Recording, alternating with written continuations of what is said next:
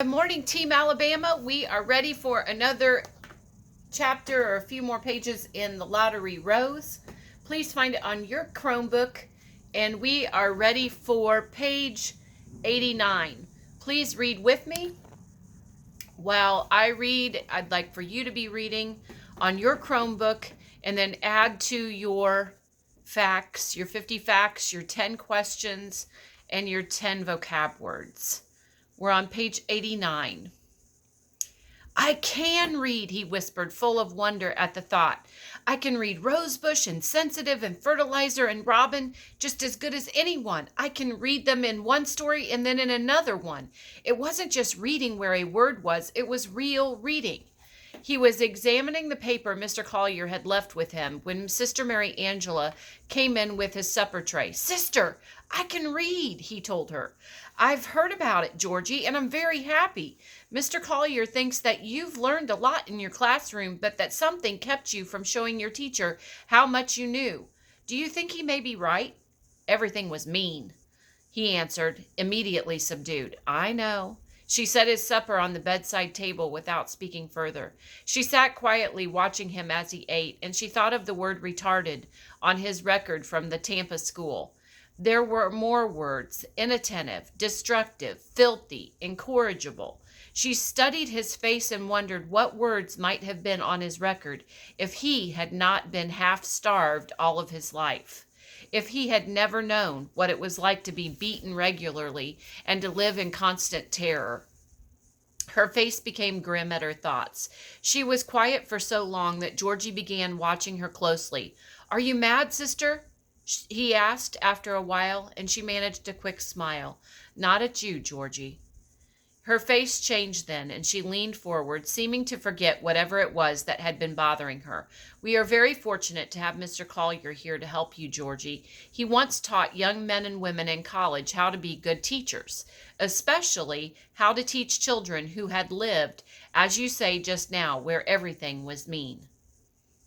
He even went into the poorer sections of big cities and found out, in many cases, what things were preventing children from learning. So you see, he knows a great deal about helping you to read. Yes, Georgie agreed.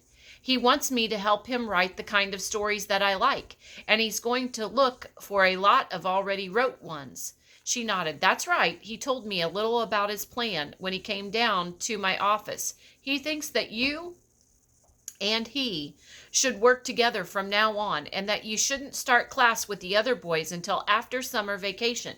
She paused, looking at Georgie thoughtfully. Maybe by that time Judge O'Neill will find someone who will see to it that you are able to stay here.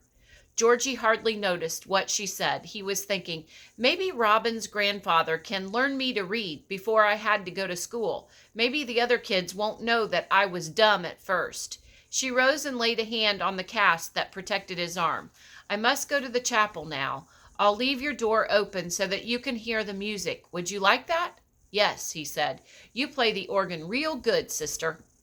He ate his supper slowly, and when the tinkling bell sounded throughout the building, announcing that it was time for music and prayers in the chapel, he got up from his chair and went to sit outside his room, placing a pillow between the door jamb and his tender back.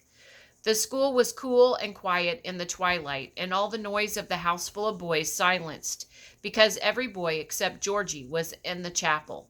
He liked the stillness, with only the sound of music flowing around him, while pictures of his new life came to his mind one after another. He thought of the story in the book with all the bright pictures and the wonder of his recognizing a sentence in it, and he thought of his rosebush, well and happy. Looking forward to his visit in the morning, he thought of Robin leaning against his side while the grandfather read to them, and he smiled to himself. Things were not all mean any longer. Just Mrs. Harper. Just her. Page 92. When the service in the chapel was over, the boys could be heard rushing outside for another hour of play before bedtime, congregating in the front parlor to read or play checkers or chess, standing around in little groups, laughing and talking. You might want to add congregating to your vocabulary list, and that's gathering. Georgie was pleased to see Timothy appear at his door when the play hour was almost over. "Have you heard about the present that Judge O'Neill sent out for us this evening?" Timothy asked. "No." Georgie remembered the judge well. Big eyebrows. He liked roses. He was going to find some rich man who would pay Sister Mary Angela so that Georgie could live at the school. Air mattresses. Timothy explained hurriedly and seated himself on the foot of Georgie's bed. "He sent 10 of them. And Sister Monica is going to let the guys at my end of the corridor have the first sleep out on them, 'cause we're the youngest." Georgie felt envious, but he didn't have anything to say. Timothy looked at him anxiously. "I know you're still not too well, Georgie, but you're my friend, and so I thought I'd ask you anyway. Would you like to sleep outside on one of the air mattresses tonight?" It was the first time that Georgie could remember that another child had invited him to share something that promised to be fun. "I'd like to," he said. "Do you suppose Sister will let me? I've been twisting her arm. She'll be here before long. We'll see what she says." Sister Mary Angela came to the room only a few moments later. Timothy met her at the door. "He wants to, Sister. He says he'd like to sleep outside with us. You know Georgie has been very sick, Timothy." "Yes, ma'am. But I think it will help him to get well quicker if he can be outside with us."